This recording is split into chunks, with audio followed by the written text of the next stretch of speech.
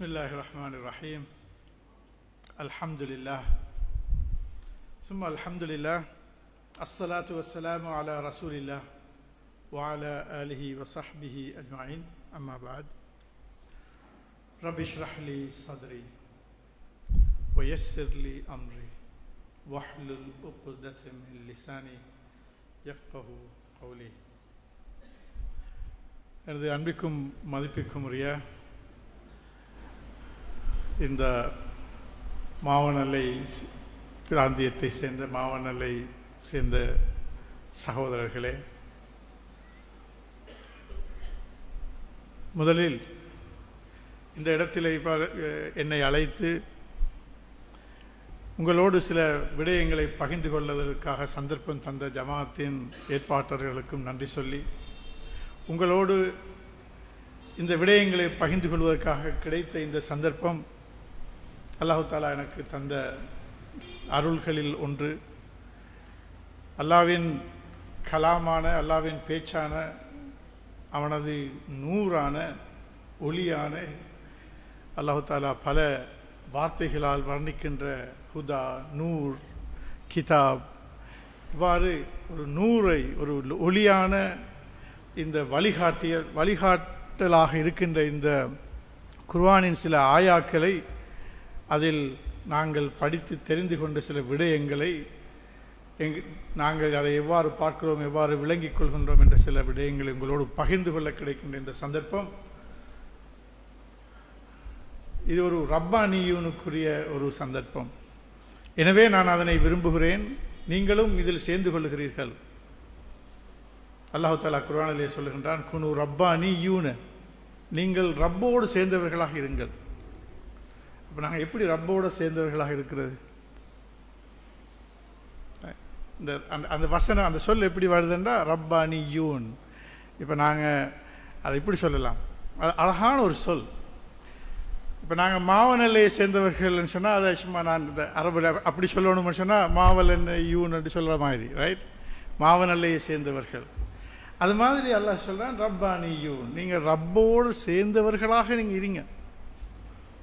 அப்போ எப்படி இருக்கிறது? நோன்பு பிடிச்சி, தொழுது, ஹஜ்ஜு செஞ்சு, எஸ், அதெல்லாம் பார்ட் ஆஃப் இட். ஆனால் அல்லாஹ் அதை மிச்சம் சுருக்கமாக சொல்கிறான், மிச்சம் சுருக்கமாக இடத்துல சொல்கிறான். அது விவரமாக சொல்கிறேன்டா, தொழணும், நோன்பு பிடிக்கணும், ஹஜ்ஜுக்கு போகணும், குடும்பங்களை நல்லா கவனிக்கணும், இப்படி பல விஷயங்கள் இருக்குது. ஆனால் மிச்சம் சுருக்கமாக சொல்கிறான். எப்படி நீங்கள் ரப்பானியூனாக இருக்கீங்கன்னு சொன்னால், குனு ரப்பானியூன பிமா குன்தும் துஅல்லிமூனல் கிதாப வபிமா குன்தும் தத்ருஸூன். குர்ஆனை படித்து கொடுத்து கொண்டு படிக்கிறவர்கள்.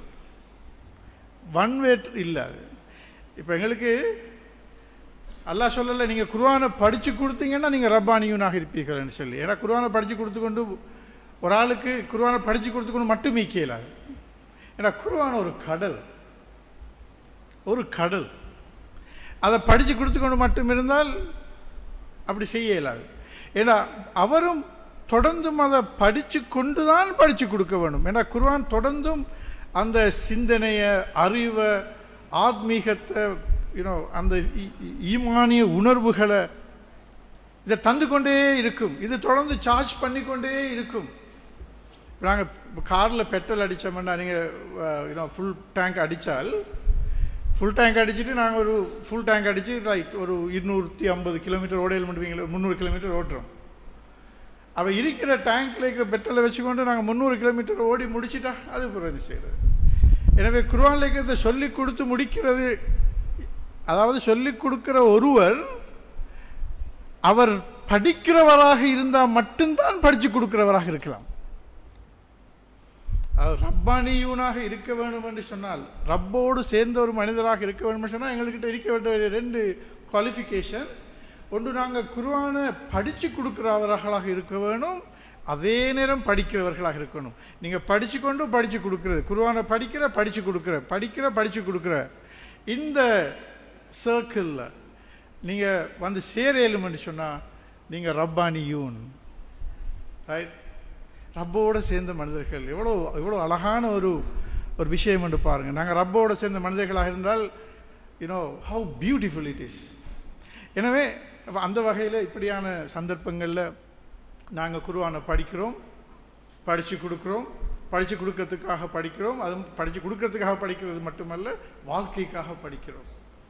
எனவே அந்த வகையில் இப்படியான சந்தர்ப்பத்தை தந்ததற்காக நான் முதலில் நன்றி சொல்லி உங்களையெல்லாம் வரவேற்றவனாக இந்த தலைப்பிலே உங்களுக்கெல்லாம் ஏற்கனவே அறிவிக்கப்பட்டபடி இன்று நாங்கள் ஹைர உம்மத்தை பற்றி பேசுகிறோம். அதுதான் இந்த இஜ்திமாவுடைய தலைப்பாக இருக்கிற சிறந்த ஒரு சமூகம். ஹைர உம்மத்துன்னா என்ன?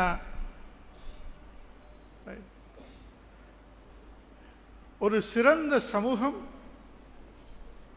வரலாற்றில் எதை நாங்கள் சிறந்த சமூகம் என்று சொல்லுவோம்னு சொன்னால், எங்களுக்கு தெரிந்த ஒரு சிறந்த சமூகத்தில் மாடல் ரசூல் ஸல்லல்லாஹு அலைஹி வஸல்லம் அவர்களுடைய சமூகம். அதுக்கு இன்னொரு பேரும் இருக்குது, குர்ஆனிய சமூகம். ஹைர உம்மத் ஒரு சிறந்த சமூகம், அது ஒரு குர்ஆனிய சமூகம்.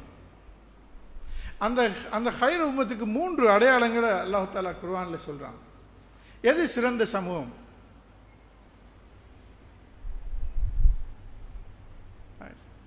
இப்போ சில நேரங்களில் இப்போ இன்றைக்கு நாங்கள் வாழ்கிற இந்த காலத்தில் 2025ஆம் ஆண்டில் பல சமூகங்கள் இருக்குது.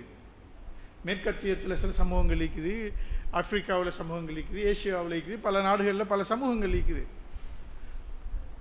சிலர் நினச்சி கொண்டிருக்கிறாங்க மேற்கத்தியத்தில் நல்ல வளங்கள் இருக்குது, நிறைய நல்லா படித்த சமூகம் இருக்குது, நிறைய ரிசோர்ஸ் இருக்குது, அங்கே தான் நிறைய ரிசர்ச் நடக்குது, நல்ல இன்ஃப்ராஸ்ட்ரக்சர் நல்லா இருக்குது. ஸோ அது ஒரு நல்ல சமூகம், ஒரு சிறந்த சமூகம். அப்படி சிலர் யோசிக்கலாம், அப்படி சிலர் நினைக்கிறாங்க. நினச்சிட்டு அப்படி அப்படி நினச்சி அதை ஒரு மாடலாக பார்க்குறாங்க, அதை ஃபாலோ பண்ணுறாங்க, அதை பின்தொடர்றாங்க.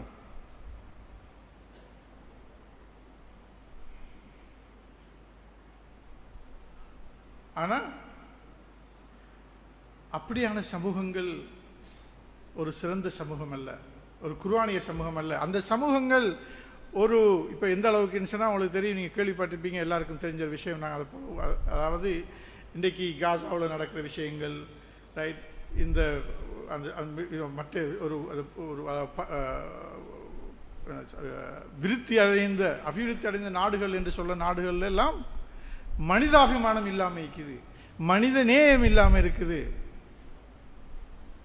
ஈமான்ன்றதுக்கு அவங்களுக்கு சம்பந்தம் இல்லாமல் இருக்கு. படைச்சவனை கூட தெரிஞ்சு கொள்ள இல்லாமல் அவங்க தடுமாறுறாங்க. என்ன அர்த்தம் இருக்குது? பெரிய மெட்டீரியல் டெவலப்மெண்ட்ல என்ன அர்த்தம் இருக்குது? படைச்சவன் யார் என்று தெரியாமல் இருக்கும்னு சொன்னார். எனவே அதெல்லாம் சிறந்த சமூகம் அல்ல. அல்லாஹ் தஆலா குர்ஆன்ல மிக தெளிவாக சொல்றான், சிறந்த சமூகம்னா அவங்கள்ட்ட 3 அடையாளங்கள் இருக்கணும். இந்த 3ம் சேர்ந்து இருக்கணும், தனியே இருக்க இயலாது. ஒன்று உங்களுக்கு தெரியும், அந்த குர்ஆனிய ஆயத், குன்தும் ஹைர உம்மத் உக்ரிஜத் லின்னாஸ் தஅமுரூன பில் மஅரூஃப், நன்மைக்காக வாழுகின்ற சமூகம். அந்த சமூகம் வாழ்றதே இந்த உலகத்தில் நலவுகள் நடக்கணும், நல்ல விஷயங்கள் நடக்கணும், நன்மை நடக்கணும் என்றதுக்காக.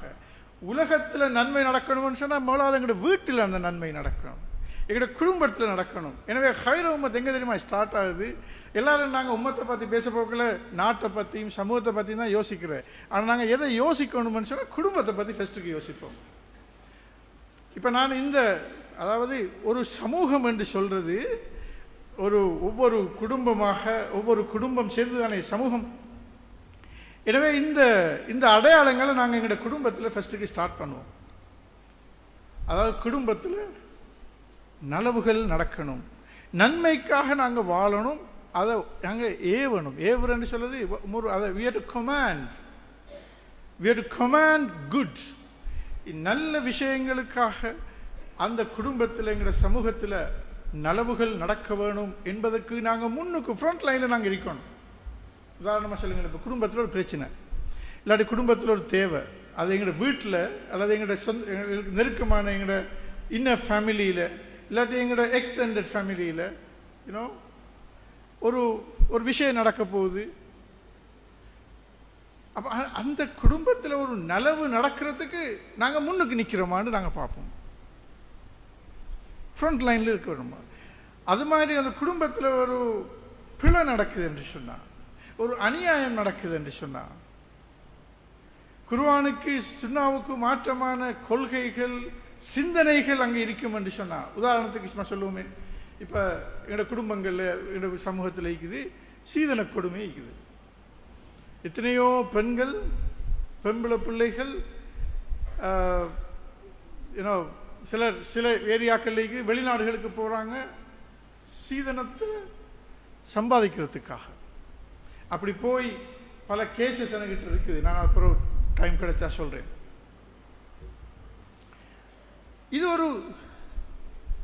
ஒரு சமூக பிரச்சனை, அது எங்களோட குடும்ப பிரச்சனை. அப்போ இந்த இடத்துல அதை நாங்கள் தடுக்கிறதுக்கு நாங்கள் எடுக்கிற முயற்சிகள், அது எங்களோட அந்த வீட்டு சூழலில், குடும்ப சூழலில், எங்களோட ஊர் சூழலில். உதாரணமாக இப்போ இங்கே நாங்கள் ஒரு ஹைர உம்மத்துன்னு சொல்லுவோம். இப்போ சொல்லுவோமே, நாங்கள் மாவனையில் இங்களோவில் இங்கே இருக்கிறோம். இப்போ இங்கே ஒரு பெண்கள் சமூகம், இங்கே ஒரு டவுரி பிரச்சனை இருக்குது என்று சொன்னால், சீதன பிரச்சனை இருக்குது, அதுக்காக பெண்கள் கஷ்டப்படுறாங்க, மேரி பண்ணாமல் இருக்கிறாங்க, டிலே ஆகுறாங்க, வெளிநாட்டுக்கு போகிறாங்க, சம்பாதிக்க போகிறாங்கன்னு சொன்னால் அது ஒரு மேஜர் ப்ராப்ளம், அது சமூக பிரச்சனை. அப்போ நாங்கள் இது ஹைர உம்மத்துன்னு சொன்னால், இந்த பள்ளியோட சம்பந்தப்பட்ட நாங்கள் இந்த ஊரில் இருக்கிற நாங்கள் ஒரு ஹைர உம்மத்துன்னு சொன்னால் அதை தடுத்து நிறுத்தணும். நன்மையை சொல்லிக் கொண்டிருக்கிற மட்டும் இல்லை, தீமையை தடுக்கிறது. குன்தும் ஹைர உம்மத் உஹ்ரிஜத் லின்னாஸ் தஅமுரூன பில் மஅரூஃப் வ தன்ஹவுன அனில் முன்கர்.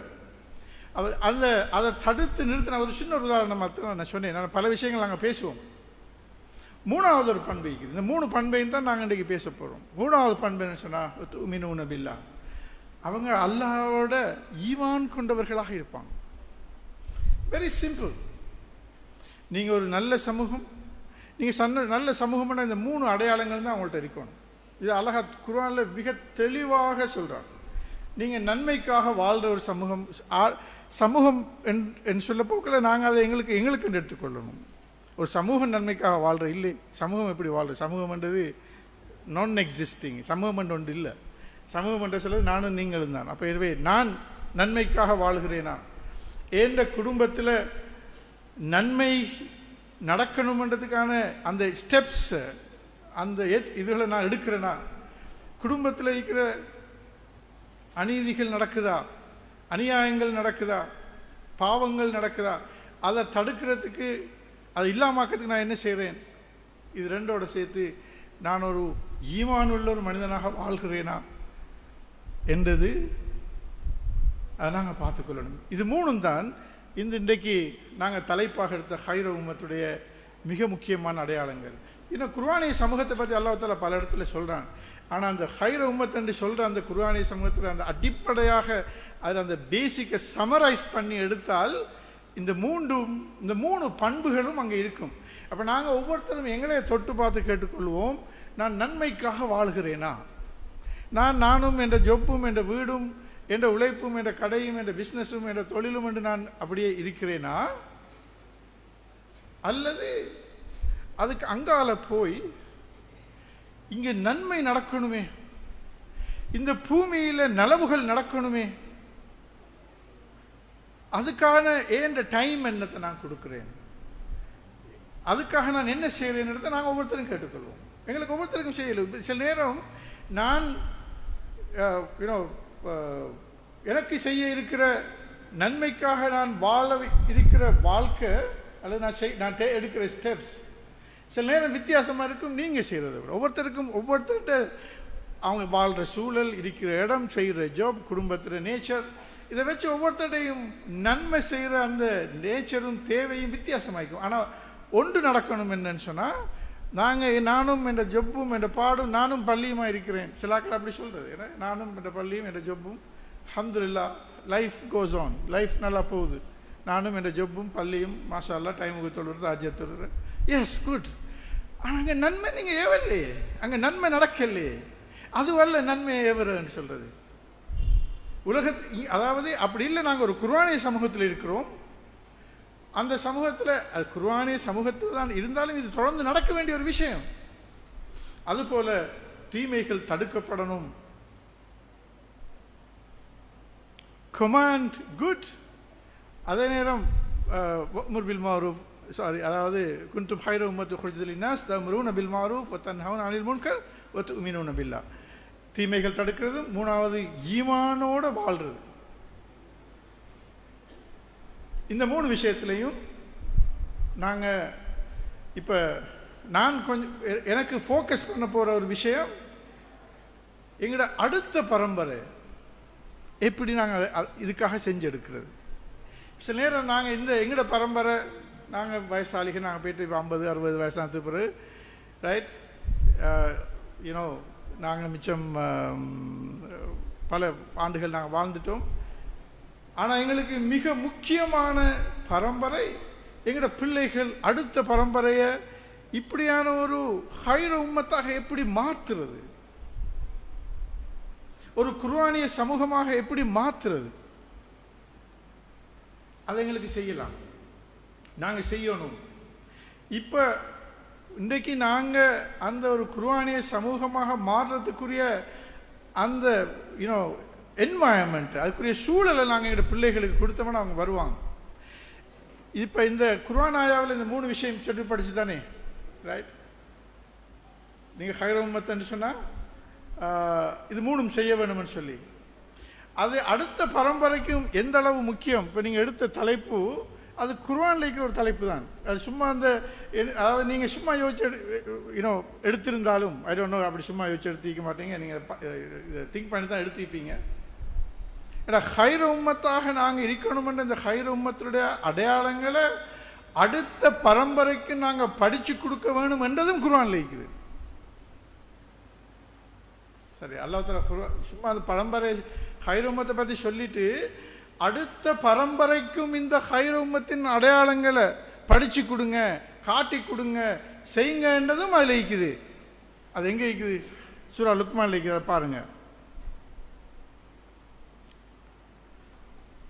அஊது பில்லாஹி மினஷ் ஷைத்தானிர் ரஜீம். யா புனைய சூரா லுக்மான்ல உங்களுக்கு தெரியும், லுக்மான் அலைஹிஸ்ஸலாம் மகனோட சில அழகான உபதேசங்களை செய்கிற ஒரு பேசேஜ் இருக்குது சூரா 31வது சூறாவில் 2வது ஆயன்ல. அதில் நிறைய விஷயங்கள் இருக்குது, எங்களுக்கு அதை எல்லாத்தையும் பார்க்க நேரம் இல்லை. ஆனால் இந்த இதை மட்டும் நாங்கள் பார்ப்போம். இவர் பல விஷயங்களை சொல்லிட்டு வந்த பின்னணியில் இந்த வாப்பா லுக்மான் மகனுக்கு சொல்கிறார், யா புனைய, எனது அன்புக்கும் பாசத்துக்கும் மதிப்புக்கும் மரியாதைக்கும் உரிய மகனே. மிச்சம் நீண்ட இப்போ இந்த டிரான்ஸ்லேஷன், அதாவது யா புனைய என்ற சின்ன ஒரு சொல் தான். அதை தமிழில் சொல்கிறேன்னா எனக்கு இவ்வளவு சொல்லித்தான் சொல்லணும், அப்படி இல்லாட்டி அந்த சொல்லுக்கு நான் சரியாக டிரான்ஸ்லேட் பண்ணினதாக அமையாது. நான் பல இடத்துல சொல்லிக்கிறேன், இந்த சொல் மட்டும் போதும் புள்ள வளர்க்குறதுக்கு. ஒரு வாப்பாக்கும் மகனுக்கும் இருக்கிற உறவு, வாப்பா மகனை யா புனைய என்று கூப்பிடுவார் என்று சொன்னால், யா புனைய என்று கட்டி அணைப்பார் என்று சொன்னார், யா புனைய என்ற சொல்லில் இருக்கிற அந்த அந்த இமோஷன், அந்த உணர்ச்சி, அதில் இருக்கிற அந்த ஸ்பிரிச்சுவாலிட்டி, அந்த சொல்லுக்குள்ளே இருக்கிற அந்த ஆத்மீக உணர்வு, அந்த சொல்லில் பொதிஞ்சிருக்கிற அந்த அன்பு பாசம், இது எல்லாம் ஒரு வாப்பாக்கும் மகனுக்கும் இடையில் இருக்கும் என்று சொன்னால் அங்கே பேரண்டிங்கில் 90% டன். அதுதான் ஒரு வாப்பாக்கும் மகன். இப்படியான ஒரு உறவை வச்சு தான் அந்த ஹைர உம்மத்துக்குரிய அடையாளங்களை நாங்கள் எங்களோட பிள்ளைகளுக்கு சொல்லிக் கொடுக்கணும். சும்மா கூப்பிட்டு வா பள்ளிக்கு போகிறதுக்கு வாங்க, வா பள்ளிக்கு போ, இல்லாட்டி நீ பள்ளிக்கு போ, அந்த ஸ்டைல் அல்ல. ரைட், பள்ளிக்கு போ அல்ல, வாங்க மகனே பள்ளிக்கு போவோம். சரி, எனிவே, ஸோ இதில் வர அந்த வசனம் யா புனைய, நான் சொல்றது இந்த வசனத்தை மட்டும் வச்சு சைல்ட் சைக்காலஜியில் PhD செய்யலாம், லைப்ரரி கணக்கில் புத்தகம் எழுதலாம். இந்த சொல்ல மட்டும் வச்சு அவ்வளோ பவர்ஃபுல்லான child psychology, parenting psychology, social psychology, இதெல்லாம் ஒவ்வொரு பெரிய பெரிய சாப்டர், பெரிய பெரிய ஒரு பெரிய துறை. அந்த துறைகளுக்கெல்லாம் ஒரு அந்த எல்லாத்தையும் சேர்த்து ஒரு சாராக எடுத்து ஒரு சொல்லில் சொல்லணும்னு சொன்னால் யா புனைய. மகனுக்கு என்ன சொல்றாருன்னு பாருங்க, அகிமிஸ்ஸலா, மகனே நீ தொழுகையை நிலைநாட்டணும். தொழணும் என்றதல்ல, தொழணும் என்று இல்லை, அதாவது தொழு என்று சொல்ல இல்லை, அதான் நான் சொல்லுவார். தொழுகிறது மட்டும் இல்லை, தொழுகையை நிலைநாட்டணும். தொழுங்க என்று சொல்றதுக்கும் தொழுகையை நிலைநாட்டுங்கன்னு சொல்றதுக்கும் பெரிய வித்தியாசம் இருக்குது. குர்ஆன்ல பல இடங்களில் அகிமிஸ்ஸலான்னு அல்லாஹ் சொல்லலாம், தொழுகையை நிலைநாட்டுங்கள். தொழுங்கள் என்று சொல்லல, தொழுகையை நிலைநாட்டுங்கள். அப்படின்னா என்ன? தொழுகை என்று சொல்லுது, நாங்கள் தொழுகிறது, இப்போ 5 நேரம் வாரது தொழுகிறது வந்து அது ஒரு சலா இஸ் அன் இன்ஸ்டிடியூஷன். அது ஒரு என்ன சொல்றது, இட்ஸ் அன் இன்ஸ்டிடியூஷன். சமூகத்தில் இருக்கிற ஒரு பெரிய ஒரு கட்டமைப்பு, பெரிய ஒரு ஸ்ட்ரக்சர். அது சமூக கட்டமைப்பு. அந்த சமூக கட்டமைப்புத்தால அது எவ்வளோ ஒரு அழகான சமூக கட்டமைப்பு பாருங்க. அல்லாஹ் தஆலா ஒரு நாளைக்கு 5 நேரம் எங்களை பள்ளிக்கு கொண்டு வரோம். ரைட், நாங்கள் வாட்ஸ்அப் மெசேஜ் அனுப்புறதில்ல, இல்லாட்டி SMS அனுப்புறதில்ல, தொலை வாங்கன்னு சொல்லி நாங்கள் வரோம். அந்த சமூகத்தில் அந்த கட்டமைப்பு, அந்த இன்ஸ்டிடியூஷன் இருக்குது. பள்ளிக்கு யாராவது வாட்ஸ்அப் மெசேஜ் அனுப்புகிறாங்களா, ஜும்மாக்கு வாங்கன்னு சொல்லி? SMS-ல அனுப்புகிறாங்களா, இல்லாட்டி ஃப்ளையர் அனுப்புகிறாங்களா? ஒன்றுமில்லை. நாங்கள் 100 1000 முழு உலகத்திலையும் வாரோம். நாங்கள் பார்க்குறோம் பள்ளிகள் எல்லாம். அதிலே விசேஷமாக மேற்கத்திய உலகத்தில் நாங்கள் பார்க்குறோம் பள்ளிகள், பள்ளிக்குள்ளே இருக்கிறாக்களை விட பள்ளிக்கு வெளியில் இருக்கிறாக்கள் தான் கூட இருக்கிறது. இப்போ நவீன காலங்களில் அவ்வளோ ஒரு பெரிய ஒரு ரிவல்யூஷன் நடக்கிறதுன்னு நாங்கள் பார்க்குறோம். ஆனால் அங்கே ஒருத்தரும் வாட்ஸ்அப் மெசேஜ் ஒன்றும் அனுப்பல. அது ஏன்னு சொன்னால் அந்த சமூகத்தில் இருக்கிற அது கட்டமைப்பு, அது இன்ஸ்டிடியூஷன். அதில் நாங்கள் அப்படி அல்லாஹ் தஆலா அப்படி செஞ்சு வச்சுக்கிறான். இந்த ரசூல் ஸல்லல்லாஹு அலைஹி வஸல்லம் அவர்கள் செஞ்சு காட்டிக்கிறாங்க. அல்லாஹ் தஆலா அதை ஒரு ஃபர்லாக ஆக்கி வச்சுக்கிறான். அது கூட அந்த சமூகத்தில் அந்த இன்ஸ்டிடியூஷனை பில்டப் பண்ணி வச்சுக்கிறான். அது கூட அது ஒரு ட்ரைனிங் ப்ரோக்ராம். அதாவது சொசைட்டியில், சமூகத்தில் பிள்ளைகளை வளர்த்தெடுக்கிறதுக்கு, தர்பியா கொடுக்கறதுக்கு, ட்ரெயின் பண்ணுறதுக்குரிய ஒரு சிஸ்டம் அது. அப்போ அதை நாங்கள் செய்ய வேண்டிய தேவைக்கு இதை இந்த வாப்பா லுக்மானோட வாப்பா மகனுக்கு சொல்றார், மகனே அக்கிமிஸ்ஸலா, நீ தொழுகையை நிலைநாட்ட வேணும்.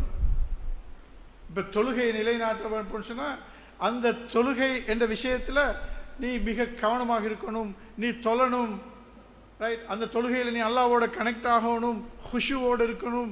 ரைட், அதாவது நீ தொழுகிற நேரம் நீ அல்லாஹ்வோட தொடர்ந்தும் கனெக்ட் ஆகிக்கணும். பல விஷயங்கள் அதுக்குள்ளுக்கு வருது. அதே நேரம் இன்னொரு பாயிண்ட் மண்டிக்கிற அந்த தொழுகையை ஒருவர் சரியாக தொழுதால், இபாதுர் ரஹ்மானை பற்றி அல்லாஹ் சொல்ல போக்கல சொல்கிறார். இல்லை, இபாதுர் ரஹ்மான் இல்லை, இந்த மற்ற இது முஹம்மதுர் ரசூலுல்லாஹி வல்லதீன மாஹு, முஹம்மதுர் ரசூலுல்லா, ரசூல் ஸல்லல்லாஹு அலைஹி வஸல்லம் அவர்களும் அவர்களை சேர்ந்தவர்களும், வல்லதீன மாஹு அஷித்தா அலல் குஃபாரி ரஹமாஉ பைனஹும் தராஹும் ருக்அன் சுஜ்ஜதன். அந்த ரசூலுல்லாவையும் அவரை சேர்ந்த அந்த மனிதர்கள் எப்படி இருப்பாங்கன்னு சொன்னால், நீங்கள் அவர்களை காண்பீர்கள் ருக்அன் சுஜ்ஜதன், ருக்குவுடைய மனிதர்களாக, சுஜூதுடைய மனிதர்களாக காண்பீர்கள். எனவே அவரோட தொழுகையாளியாக நீங்கள் பார்ப்பீங்க. அதுதான் என்று சொல்லிட்டு அந்த வசனத்தில் அடுத்து வர்றது வெரி இம்பார்ட்டன்ட். தராஹும் ருக்அன் சுஜ்ஜதன் யப்தகூன ஃபضலும் யப்தகூன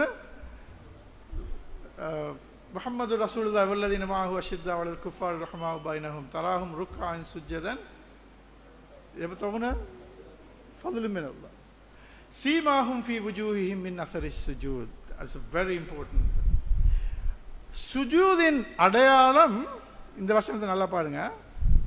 சீமாஹும் ஃபீ வுஜூஹிஹிம் மின் அஸரின் சுஜூத். சுஜூதின் அடையாளம் அவர்களின் முகங்களில் இருக்கும். அப்படின்னா என்ன? இந்த இடத்துல இருக்கிற அடையாளமா? அதல்ல. இது கொஞ்சம் பேருக்கு வரும், கொஞ்சம் பேருக்கு வராது. ஏன்னா இது ஒவ்வொருத்தருடையும் இந்த அடையாளம் எப்படி வரும்னு சொன்னால், எங்கள்கிட்ட இந்த இடத்துல இருக்கிற போன்னுக்கு தானே, இந்த முன்னுக்கு இருக்கிற எங்களுடைய ஸ்கல், எங்களோட மண்டையோடு வந்து 7-8 போன் சேர்ந்து தான் ஒரு மண்டையோட ஆகுது. அதில் இந்த முன்னுக்குள்ள போனில் சில ஷேப் டிஃப்ரெண்ட் எழுதிக்கிற, அதால் தான் அந்த சிலருக்கு அது வரும், சிலருக்கு வராது. எனவே வந்தாக்களுக்கு அவங்க சுஜூதுடைய அடையாளம் முகத்தில் இருக்குது, வராதாக்களுக்கு சுஜூதுடைய அடையாளம் இல்லைன்ற அர்த்தம் இல்லை. சரியா? அது லேடிஸுக்கு வராது. அநேகமாக நீங்கள் பார்த்திக்க மாட்டீங்க லேடிஸுக்கு, ஏன்னா அவங்களோட அந்த ஸ்கின் நேச்சருக்கு அப்படி வராது. எனிவே அந்த இடத்துல உலமாக்கள் சில தஸ்வீருடைய அதை டிஸ்கிரைப் பண்ணுறாக்கள் என்ன தெரியுமா சொல்கிறாங்க? சீமாஹும் ஃபீ வுஜூஹிஹிம் மின் அஸரிஸ் சுஜூத். அதாவது சுஜூது ஒருவர் செய்கிறார் என்று சொன்னால் அவர் ஒரு அதாவது தராஹும் ருக்அன் சுஜ்ஜதன், ருக்குவுடைய மனிதர்களாக, சுஜூதுடைய மனிதர்களாக நீங்கள் அவங்கள காண்பீங்க. அது மட்டும் இல்லை, அதே நேரம் அந்த அவங்க சுஜூதுடைய அடையாளம் வுஜூஹ் என்று சொல்ல என்ன தெரியுமா? ஃபி வுஜூஹ் புஜுகன்னு சொல்றது இந்த முகம் மட்டுமல்ல, இதுக்கும் புஜுகன்னு தான் சொல்றது. ஆனால் இன்னொரு முகம் இருக்குது. என்ன முகம்? அந்த முகத்துக்கு சொல்றது ப்ரொஃபைல். ப்ரொஃபைல். இப்போ நீங்கள் சொல்லுங்களே, இப்போ ஒவ்வொருத்தருக்கும் ஒரு ப்ரொஃபைல் இருக்குது. எனக்கு ஒரு ப்ரொஃபைல் இருக்குது. அதாவது இப்போ உங்களுக்கு தெரிஞ்சு, இப்போ நான் ஒரு டாக்டர் ஆகிக்கிறேன், அல்லது நான் ஒரு சில்ட்ரன் ஸ்பெஷலிஸ்ட் ஆகிக்கிறேன், ரைட்? நான் இங்கே பிறந்திருக்கிறேன், இங்கே வளர்ந்துருக்கிறேன். இப்படி ஒவ்வொருத்தருக்கும் ஒரு ப்ரொஃபைல் இருக்குது, எனக்கு ஒரு லைஃப் ஒன்று இருக்குது. அது மாதிரி ஒருத்தரை சொல்லுங்களே, இப்போ உதாரணமாக ஒரு ஒரு அரசியல்வாதி, ஒரு ஒரு அரசியல்வாதி எடுப்போம். அந்த அரசியல்வாதியை பார்த்து பேரை சொல்ல முடிய உங்களுக்கு ஒரு ப்ரொஃபைல் ஒன்று டக்குன்னு வந்துடும். அப்போ அவன் பெரிய கள்ளன், ரைட்?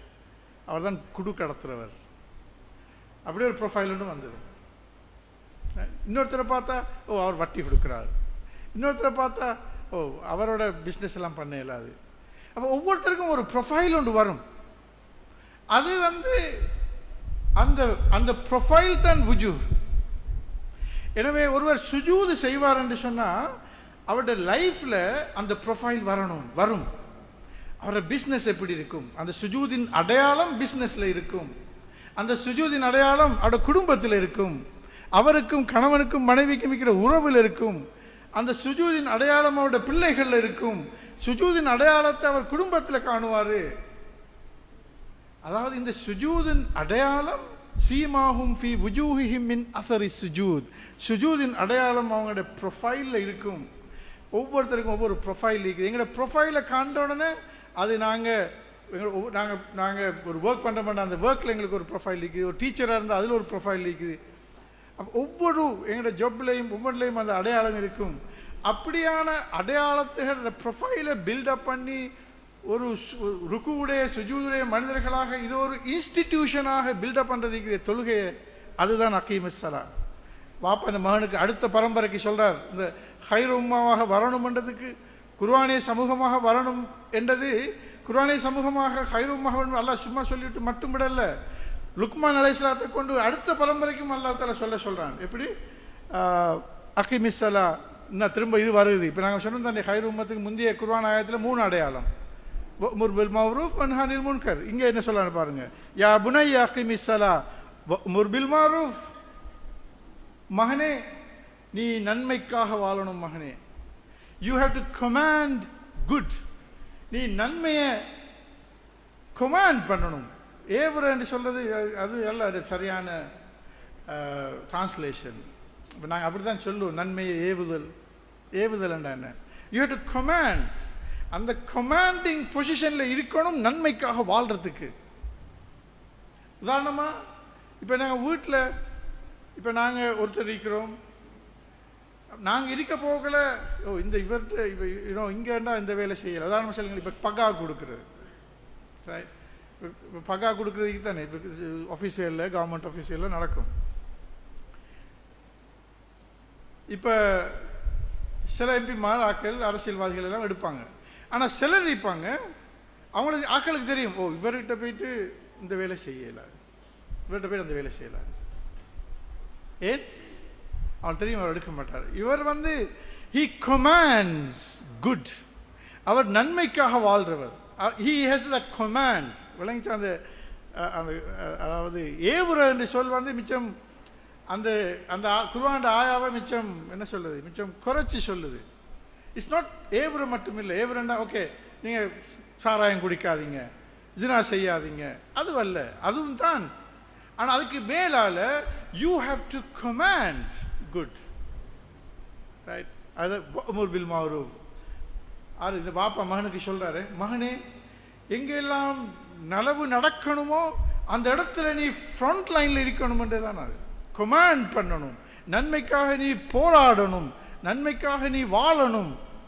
வாப்பா சொல்லி கொடுக்குறாரு.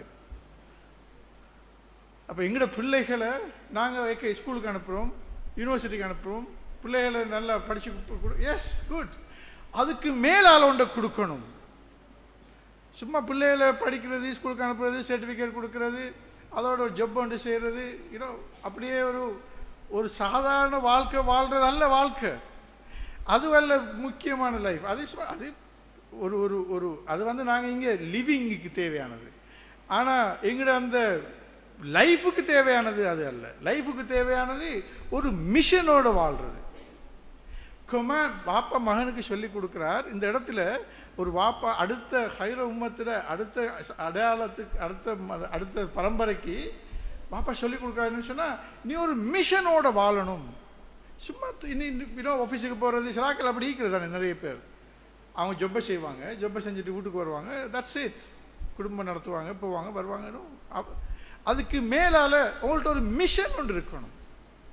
நன்மைக்காக வாழ்கிறது என்ற அந்த மிஷன், நன்மை நடக்கணும்ன்றதுக்காக நேரத்தை செலவழிக்கணும், காலத்தை செலவழிக்கணும், பணத்தை செலவழிக்கணும்.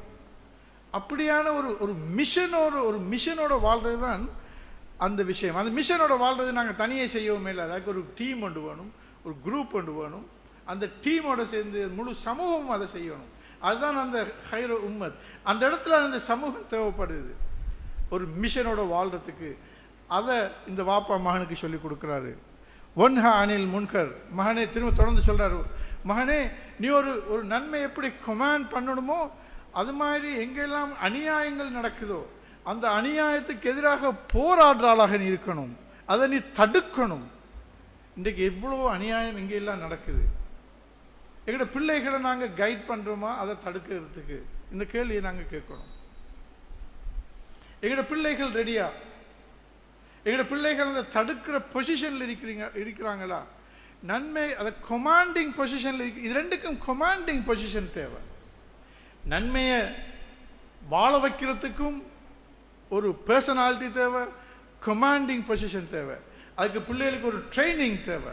அது மாதிரி தீமைக்கு எதிராக போராடுறதுக்கும் ஒரு கொமாண்டிங் ஒன்று தேவை. அந்த கொமாண்டிங் பவர் தேவை. அது எப்படி கிடைக்கும் அந்த கொமாண்டிங் பவர்? சும்மா ரோட்டில் போகிறதுக்கு கொமாண்ட் பண்ணிடலுமா? செய்யல. ஒருத்தரும் கணக்கு எடுக்க மாட்டான். நான் முந்தி சொன்ன அந்த கொமாண்டிங் என்ற விஷயம் என்னென்னா, அவங்க தே ஆர் சம்படி. அவங்கள ஆட்கள் கணக்கெடுப்பாங்க. அவங்களுக்கு ஒரு பவர் ஒன்று இருக்கும். அவங்கள சுற்றி ஒரு ஓரா ஒன்று இருக்கும். அவங்களுக்கு தே ஆர் சம்படி. அப்படியான ஒரு பவர்ஃபுல்லான ஆட்களாக மாற்றுறது பிள்ளைகளை. அது எப்படி கிடைக்கும்? அவர் ஒரு சாதாரண ஒரு மனுஷன் என்று சொன்னால் அவருக்கு பெரிய கொமாண்டிங் ஓரா இருக்காது. அந்த கொமாண்டிங் பவர் இருக்காது. அந்த கொமாண்டிங் பவர் எடுக்கணும்னா அவர் இன்டெலெக்சுவலி நல்ல அட்வான்ஸான ஆளாக இருக்கணும். ஒரு சிந்தனை, ஒரு நல்லா சிந்திக்கிறவராக, அறிவுள்ளவரான, ஒரு பண்பாடு உள்ளவராக. அதாவது நாங்கள் பிள்ளைகளை ஸ்கூலில் போய்த்து மட்டும் படிச்சது வராது. நாங்கள் எங்களோட சிஸ்டத்தை நாங்கள் செஞ்சு கொள்வோம். எப்படின்னு சொன்னால் எங்களோட பிள்ளைகளை ஸ்கூலில் போய்த்து படிச்சுட்டு வர்றது எஸ் சில, அதாவது சாதாரண சில நவீன கல்விகள் சம்பந்தமான சில அறிவு இருக்குது. ஆனால் ஒரு பிள்ளைய நாங்கள் ஒரு கொமாண்டிங்கான ஒரு பர்சனாலிட்டி டெவலப்மெண்ட், லீடர்ஷிப் டெவலப்மெண்ட், ஒரு மிஷன் கொடுக்கணும்னா அந்த பிள்ளைகளெல்லாம் நாங்கள் இந்த குர்ஆன் சிந்தனைக்குள்ளே நாங்கள் கனெக்ட் பண்ணணும். குர்ஆனோட கனெக்ட் பண்ண சில போக்கில் குர்ஆன் ஓதுறது, பாடமாக்குறது, எஸ் அது செய்யணும். அதால் அந்த கொமாண்ட் வராது. கொமாண்ட் வரணும்னு சொன்னால் நாங்கள் ஓதுற அந்த குர்ஆனிய ஆயாக்கள், நாங்கள் பாடமாக்குற அந்த குர்ஆனிய ஆயாக்கள் அதாவது சிந்தனைகளாக வந்து அந்த சிந்தனைகள் எங்களைய தூண்டணும், எங்களை எங்களை ஒரு ஆக்டிவிஸ்டாக மாற்றணும். அல்லாஹ் இன்னொருத்த சொல்ல, ஹு அன்ஷாக்கும் மினல் அர்லி வ இஸ்தஅமரக்கும் ஃபீஹா. அவன் உங்களை பூமியிலிருந்து படைச்சான். இஸ்தாமர இமாரத்தை பற்றி எல்லாம் இங்கே சொல்ல, இந்த பூமியை வளப்படுத்தும்படி உங்களை அவன் வேண்டுகிறான். இது அல்லாஹ்வுடைய ஒரு கமாண்ட். அப்போ பூமியை வளப்படுத்தணும். நாங்கள் எப்படி சும்மா ஒரு சாதாரண ஒரு ஆளை இந்த பூமியை வளப்படுத்தலுமா? நோ. பூமியை வளப்படுத்துறது என்னன்னு சொன்னால், you make the earth a better place. பூமி மக்களுக்கு உதாரணமாக ஒரு ஏழைகளுக்கு ஒரு சப்போர்ட் பண்ணுற ஒரு இடமாக, அதாவது இந்த நாங்கள் வாழ்கிற சூழலில் ஆட்கள் அங்கே வந்து, ஓ இவர் வந்து எவ்வளோ ஒரு பெரிய சேவையை செய்கிறாரு, இவர் எவ்வளோ ஒரு நல்ல மனுஷனாக இருக்கிறாரு, இவரால் எத்தனையோ குடும்பங்கள் நலவு பெறுது, இவரால் எத்தனையோ குடும்பங்கள், அதாவது ஒன்று எங்களோட குடும்பம் நன்மை பெறுறது, அதை எங்களை சுற்றி இருக்கிற குடும்பங்கள் நன்மை பெறுறது. ஸோ அந்த கமாண்டிங் பவர் வாரத்துக்கு அந்த பிள்ளைகள் எங்களோட அடுத்த பரம்பரை நல்ல அறிவுள்ளவர்களாக, சிந்தனை உள்ளவர்களாக. நான் அறிவு என்று சொல்ல போகல, ரெண்டு வகையான அறிவை நான் சொல்கிறேன். ஒன்று நவீன அறிவுகள், நவீன சிந்தனைகள், அதே நேரம் குர்ஆனிய அறிவு, வஹியுடைய அறிவு. இது ரெண்டு அறிவும் இல்லாமல் அதை நான் அறிவென்று சொல்ல மாட்டேன். நான் சொல்ல இல்லை, அல்லாஹ் தாலா அப்படி தான் சொல்கிறான். அல்லாஹ் தாலா குர்ஆனில் 2 வகையான ஆயாத்துகளை பற்றி சொல்கிறான். குர்ஆனிய ஆயாத்துகள், படைப்பில் இருக்கிற ஆயாத்துகள். இந்த 2 ஆயாத்துகளுக்கு மூடாக அல்லாஹ் தாலாவை நெருங்க சொல்கிறான். எனவே இந்த 2 ஆயாத்துகளையும் படிக்கிற படிப்புத்தான் அறிவு. படைப்பில் இருக்கிற படிக்கிற படிப்பை நாங்கள் ஸ்கூலில் படிக்கிறோம். வஹீயில் இருக்கிற அறிவை நாங்கள் அல்லாஹ் தாலா ரிவீல் தந்த அந்த அறிவை படிக்கிறோம். இந்த 2 ஆயாவையும் நாங்கள் படிக்கிற ஒரு ஏற்பாட்டை நாங்கள் பிள்ளைகளுக்கு கொடுக்கணும். அதுக்கூடாக அவர்களை அறிவாளிகளாக, சிந்தனையாளிகளாக, ஆத்மீக அதாவது ஈமானிய உணர்வு பெற்றவர்களாக, ஸ்கில்ஸ் உள்ளவர்களாக நாங்கள் அப்படி மாற்ற வேண்டிய தேவை ஒன்று இருக்குது இந்த கொமாண்டை செய்கிறதுக்கு. அப்போ வஸ்பிர் அலா மா அசாபக்கு இன்னதாலிக்க மின் அஸ்மில் உமூர். தொடர்ந்து அந்த பாப்பா மகன்கிட்ட சொல்கிறார், நீ இப்படி செய்ய போக்கல மகனே, நீ நன்மையை ஏவணும், தீமையை தடுக்கணும், நன்மைக்காக நீ வாழணும். You have du command. அதாவது நீங்கள் வாழ்கிற அந்த சூழல், அந்த லீடர்ஷிப்பை நாங்கள் எடுக்கணும். பிள்ளைகளுக்கு நாங்கள் இப்போவே இருந்து கொடுக்கணும் அந்த லீடர்ஷிப்பை எடுக்கிற அந்த. அப்படித்தான் நாங்கள் வாழ்ந்திருக்கிறோம். ரசூலுல்லாஹ் அப்படித்தான் வாழ்ந்துருக்கு. ரசூலுல்லாஹ் யாரு? ஒரு லீடர். அந்த லீடர்ஷிப் எங்களுக்கு தேவை. எங்களுக்கு ஏன் லீடர்ஷிப் தேவை தெரியுமா? நன்மையை வாழ வைக்கிறதுக்கு. இன்றைக்கு பாருங்களேன், எவ்வளோ அநியாயம் நடக்குது இந்த உலகத்தில். காசாவில் எவ்வளோ அநியாயம் நடக்குது. நாங்கள் எல்லாம் கவலைப்படுறோம் தானே. எந்த அளவுக்கு அநியாயம் பண்ணால் நாங்கள் இப்போ வாட்ஸ்அப்பில் யூடியூப்பில் வார்த்தை பார்க்குறதும் இல்லை. சிலர் நிறைய பேர் அதை சொல்கிறேன், அதை பார்க்கலாம். அவ்வளோ அநியாயம்.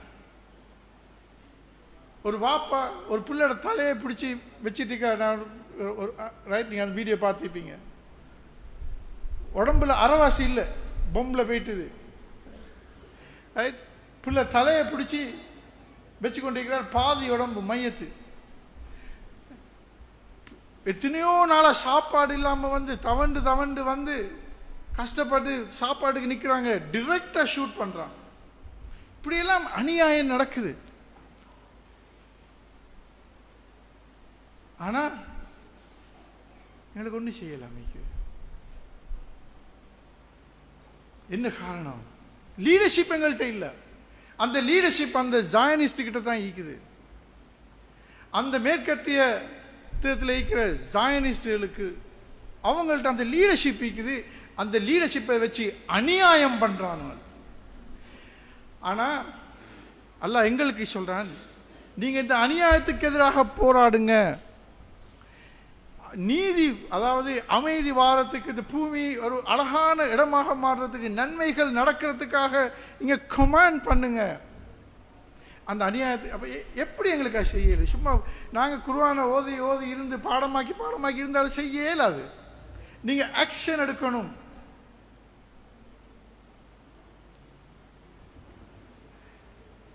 அல்லாஹ் தஆலா குர்ஆனில் இன்னொருத்தர் சொல்லலாம், நீங்கள் எந்த அளவு முயற்சி எடுக்கிறீங்களோ அந்த அளவு தான் உங்களுக்கு கிடைக்கும். நாங்கள் முயற்சி எடுக்காமல் எங்களுக்கு கிடைக்காது. எனவே இன்றைக்கு பாருங்க, இன்னொரு பாயிண்ட்டையும் சொல்கிறேன்.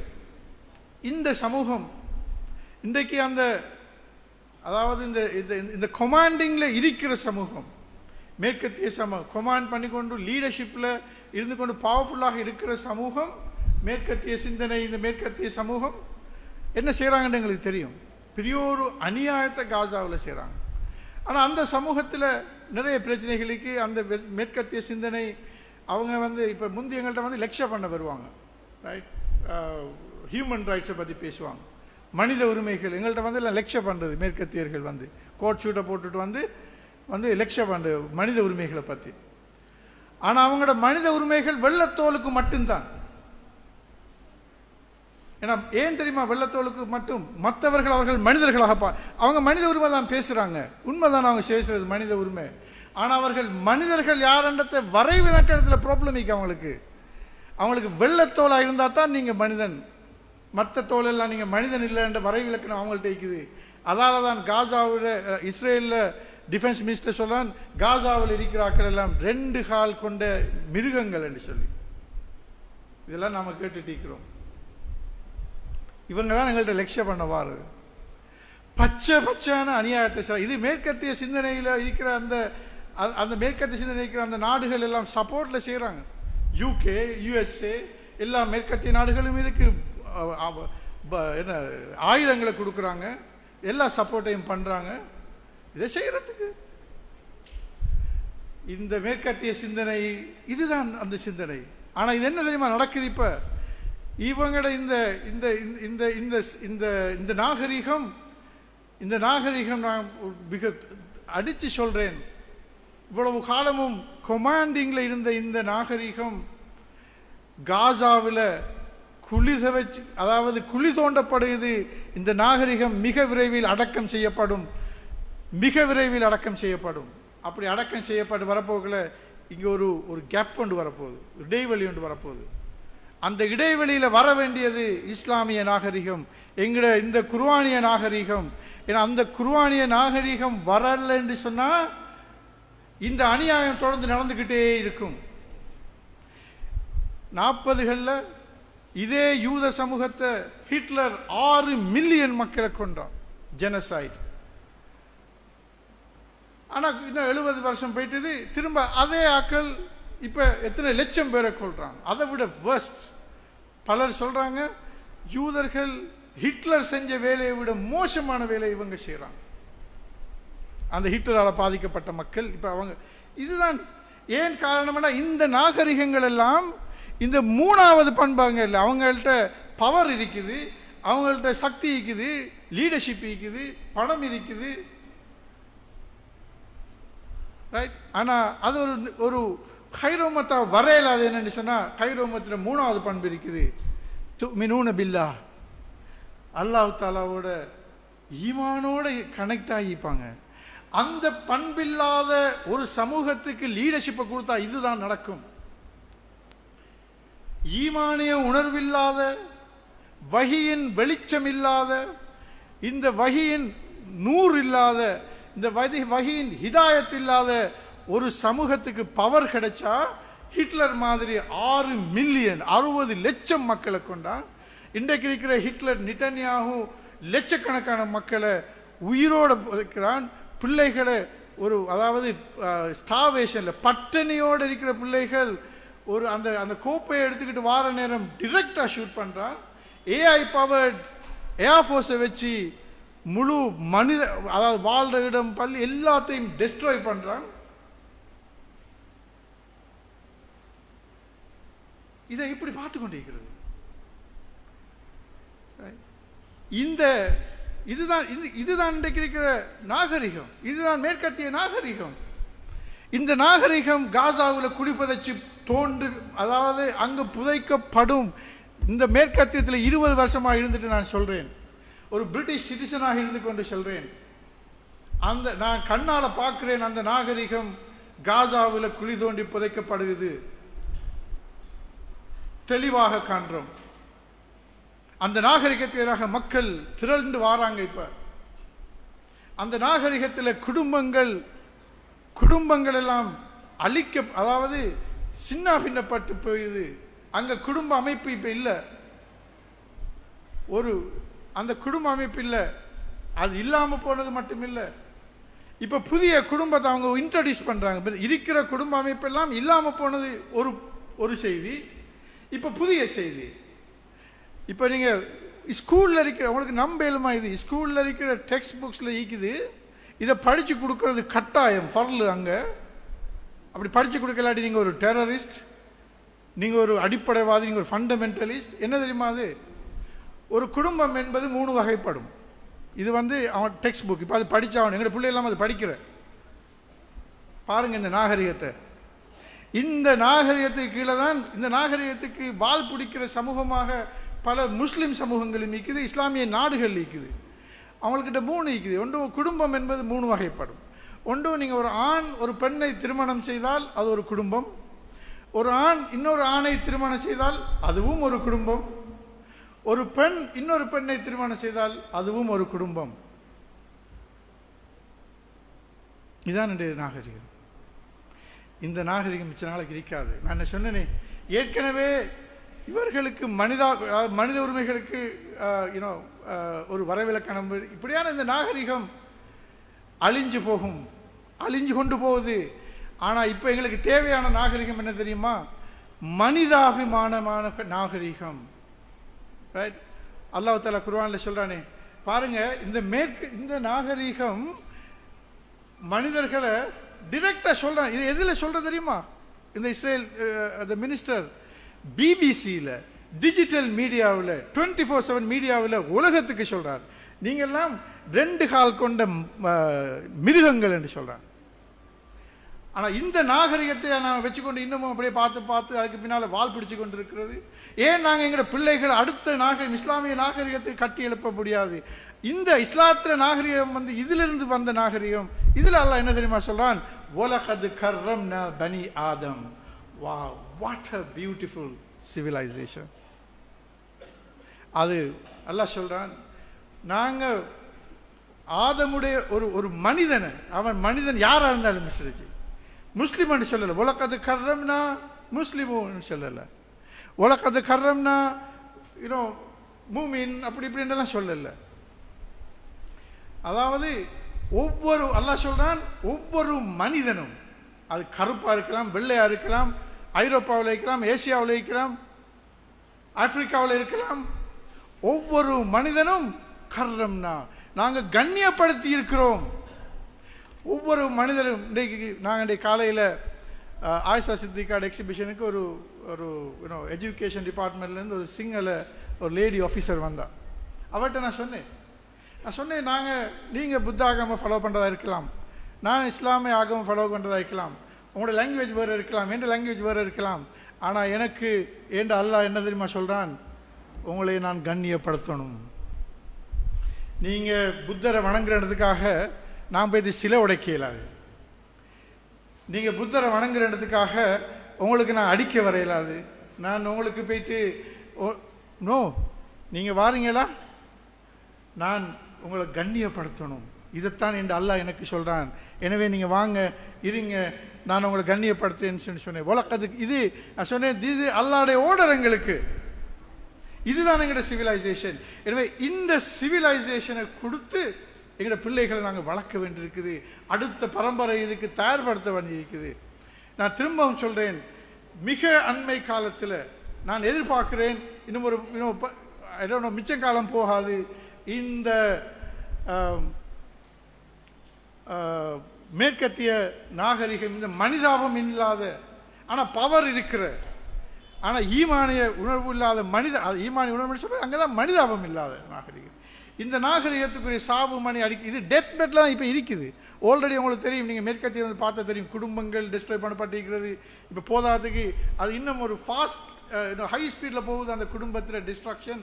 இந்த எல்ஜிபிடி ப்ராப்ளம் எல்லாம் ரைட், இந்த எல்லா அந்த நாடுகள் எல்லாம் அதை சட்டபூர்வமாக்கிக்கிறாங்க. ஆணை கல்யாணம் முடிக்கலாம்.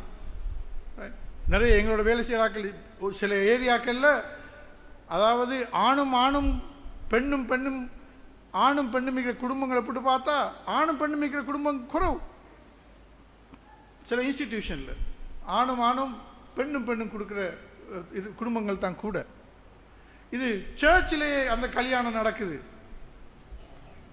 சர்ச்சில் நடக்குது அந்த கல்யாணங்கள், ஆணும் பெண்ணும் கல்யாணங்கள் சர்ச்சில் நடக்குது. இதுதான் இன்றைக்கு இந்த குழப்பமான நிலை. இந்த நாகரிகத்தில் குழப்பம் இது. எனவே இந்த நாகரிகத்தை நாங்கள் கட்டி எழுப்புறதுக்கு, அதாவது இந்த நாகரிகம் இப்போ செத்து கொண்டிருக்கிற நேரத்தில் இந்த இஸ்லாமிய நாகரிகத்தை கட்டி எழுப்புறதுக்குரிய எங்களோட பிள்ளைகளை நாங்கள் வலுப்படுத்தி வளப்படுத்தி எடுக்க வேண்டிய ஒரு பெரிய தேவையை நாங்கள் பார்க்குறோம். இதைத்தான் அந்த ஹைர் உம்மத்தில் நாங்கள் அப்படி இருக்கிற நேரம் எங்களோட பிள்ளைகளையும் இதுக்காக தயார்படுத்தணும்ன்றது இந்த சூரா லுக்மான் அலைஹிஸ்ஸலாம் மகனுக்கு சொல்லத்தையும் நாங்கள் பார்க்குறோம். இதில் இன்னொரு பெரிய ஒரு பிரச்சனை என்ன தெரியுமா? நாங்கள் நினைக்கிறோம் எங்களுக்கு ஏழாண்டு சொல்லி, நாங்கள் எங்களோட பிள்ளைகளை ஏற்கனவே சொன்னது போல இது எப்போ சாத்தியம் என்று சொன்னால், எங்களோட பிள்ளைகளுக்கெல்லாம் இந்த வளமையான வேலைகளுக்கு ஸ்கூலுக்கு போகிற வாரது, பள்ளிக்கு போகிற வாரது நாங்களும் தான். இது என்ற அந்த சின்ன வட்டத்துக்குள்ளே இருந்தால் இது சாத்தியம் இல்லை. அப்படி இருக்கேலாத ஒரு முஸ்லீம் இந்த சின்ன வட்டத்திலிருந்து நாங்கள் பெரிய வட்டத்துக்கு வரணும். அந்த பெரிய வட்டத்தில் தான் என்ன நடக்கிறேன்னு சொன்னால் ஆக்டிவிசம் இருக்கும். அங்கே தான் அந்த ஈமானிய உணர்வை கொடுத்து வளர்க்கலும். இன்னொரு பாயிண்டை நான் சொல்கிறேன். ஒரு சோசியல் சயின்டிஸ்ட் ஒருத்தர் இருக்கிறாரு, அதாவது சோஷியல் சைக்காலஜிஸ்ட் ப்ரொஃபஸர் கர்ட் லூயின்ஸ் என்ற ஒருத்தர் இருக்கிறார். அவர் சொல்கிற ஒரு கருத்து இருக்குது. ஆனால் அந்த கருத்தை நான் குர்ஆனில் பார்க்குறேன். அவர் சொல்கிற கருத்தை யூனிவர்சிட்டிகளில் MBAயில் அது பெருசாக படித்து கொடுப்பாங்க. கர்ட் லூயின்ஸ் தியரின்னு சொல்லி தியரி. அவர் என்ன சொல்ல வாரன்னு சொன்னால், உங்களுக்கு அதாவது ஒரு பிள்ளைகளை நாங்கள் எங்களோட குடும்பத்தை எங்கள் பிள்ளைகளை எங்களோட சேர்த்து வச்சு சமூகத்தோடு சேர்த்து வச்சு சமூகத்துக்குரிய அந்த ஓனர்ஷிப்பையும் பிலாங்கிங்னஸையும் கொடுக்கணுமெண்டா. உதாரணமாக ஒரு பிள்ளை எங்களோட குடும்பத்தில் இருக்கிற பிள்ளைகள் நாங்கள் ஒரு நாங்களும் எங்களோட தொழிலும் எங்களோட வேலையும் என்று இருந்தோம்னு சொன்னால் எங்களுக்கு சமூகத்துக்குரிய அந்த ஒரு ஓனர்ஷிப், ஒரு பிலாங்கிங்னஸ், அந்த கக்குமன்னு சொல்லுவோமே, சமூகத்தை பற்றின அந்த கக்கும, அந்த ஓனர்ஷிப், பிலாங்கிங்னஸ், அந்த உம்மத்தை பற்றின அந்த கவலை அது வராது. நான் என் பாடு, என் ஜாப், என் தொழில், பிள்ளைகள் அவங்க ஸ்கூலுக்கு போகிற, டியூஷனுக்கு போகிற, வீட்டை வார, அப்போ அது வராது. அந்த சமூகத்தை பற்றின கவலை வரணும்னு சொன்னால், அந்த கக்குமை இருக்கணும்னு சொன்னால் அதுக்கு இன்னும் ஒரு சாமான் தேவை என்று தான் அந்த கர்ட் லூயின்ஸ் சொல்கிறது. அதை நான் குர்ஆன்லேயும் பார்க்குறோம். அவர் என்ன சொல்கிறாருன்னு சொன்னால், அதில் நீங்கள் அவங்க ஒரு அதாவது ரிலிஜனோட கனெக்ட் பண்ணினா தான் அது அந்த சோஷியல் பிலாங்கிங்னஸை தரும்ன்றது அவருடைய தியரி. ரைட். நாங்கள் குர்ஆனில் அல்ல என்ன குர்ஆனை இதை பற்றி என்ன சொல்லலாம் தெரியுமா?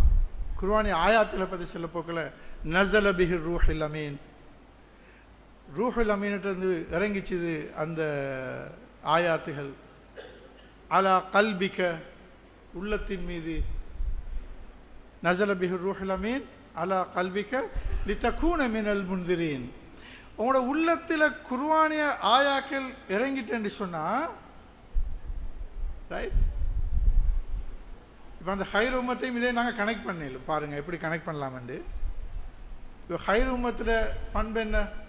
நன்மைக்காக வாழணும், நன்மையை கொமாண்ட் பண்ணணும், தீமைக்கு எதிரான போராட்டத்தை நாங்கள் கொண்டு போக வேணும், ஃப்ரண்ட் லைனில் இருக்கணும், தீமைக்கு எதிரான போராட்டத்தில் நன்மையை புஷ் பண்ணி கொண்டு போகிறதுல நாங்கள் முன்னுக்கு இருக்கணும், அதுக்குரிய ஆக்டிவிஸ்டாக நாங்கள் இருக்கணும், அதுக்குரிய அந்த அந்த என்ன சொல்கிறது ஆக்டிவிஸ்டாக இருக்கணும்.